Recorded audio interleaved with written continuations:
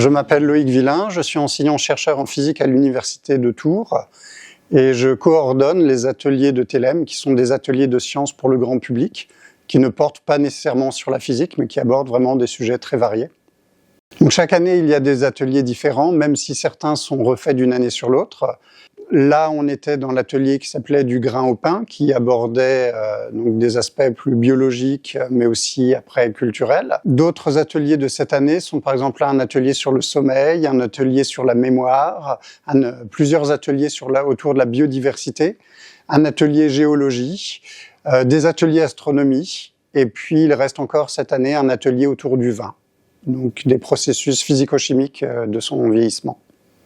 Les ateliers sont ouverts à tout public. On accueille des jeunes à partir de 14 ans en gros parce que les séances peuvent durer 1h30 ou plus. Donc il faut une certaine patience entre guillemets. Mais il n'y a vraiment aucun prérequis nécessaire d'un point de vue connaissance ou que ce soit scientifique ou culturel. Il y a aussi une grande diversité des ateliers dans la forme. Certains se passent en laboratoire et sont organisés par des scientifiques. Donc ça peut aussi aller sur le terrain même quand c'est organisé par des scientifiques. Et puis d'autres ateliers, comme celui du grain au pain, est organisé par un professionnel, ici un agro-boulanger. L'idée étant de montrer que ce qu'on appelle la méthode scientifique, c'est en fait au bout du compte du bon sens appliqué avec rigueur. Et donc que la science, ça ne se passe pas uniquement en laboratoire, c'est dans la vie de tous les jours.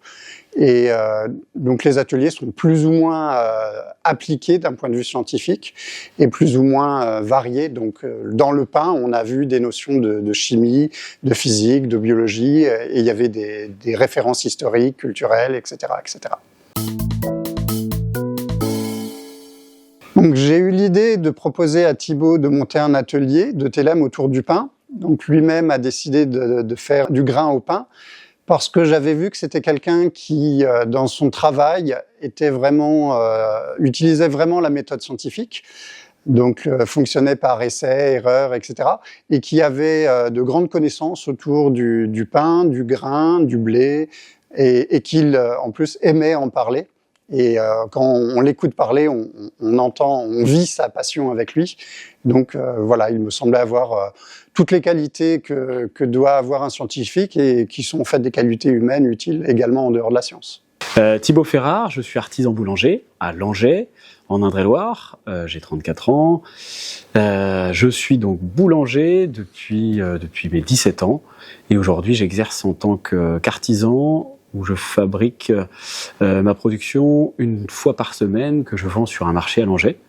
Et parallèlement à cela, j'ai toujours une activité de formateur en boulangerie, voilà, auprès notamment des professionnels. Alors ce pourquoi j'ai participé aujourd'hui et la fois précédente aux ateliers TLM, c'est à la fois pour le but de transmettre un petit peu mes connaissances sur un sujet que j'apprécie, que ma passion de la boulangerie transmette aussi ce lien-là, avec un public un peu différent de mon quotidien, et puis dans un cadre sympathique, que ce soit au champ devant la collection de blé ou au fournil.